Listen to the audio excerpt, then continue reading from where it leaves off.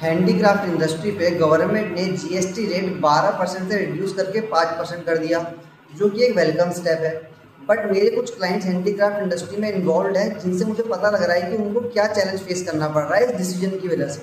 Actually हुआ क्या है कि जो हैंडीक्राफ्ट में इनपुट आता है उस पर जीएसटी लगता है मोस्टली 18% के रेट पे, और आउटपुट पर जीएसटी है 12% के रेट पे, जिसको अब 5% कर दिया। तो जब भी व्यापारी इनपुट पर ज़्यादा जीएसटी देता है और आउटपुट पर कम जीएसटी लगता है, तो इस केस में वो इनपुट पे जीएसटी का रिफंड क्लेम करता है।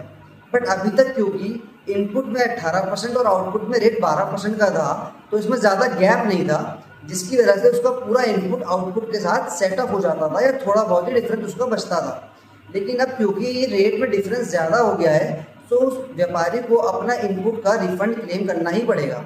अब जब रिफंड क्लेम करते हैं तो 50 से 60 दिन का टाइम लगता है यूजुअली रिफंड को आने में, और कई केसेस में तो इससे ज़्यादा टाइम भी लग जाता है। सो इतने टाइम के लिए व्यापारी की कैपिटल ब्लॉक हो जाती है गवर्नमेंट के पास। अब क्योंकि इस टाइम पे गवर्नमेंट के पास कैपिटल ब्लॉक हो गई, तो इस पर जो ब्याज का नुकसान है वो व्यापारी या तो अपनी जेब से भरता है, जिसके कारण उसका प्रॉफिट मार्जिन कम होता है, या फिर वो कस्टमर से वसूलता है, जिसके कारण वो प्रोडक्ट की कॉस्ट में ऐड हो जाता है।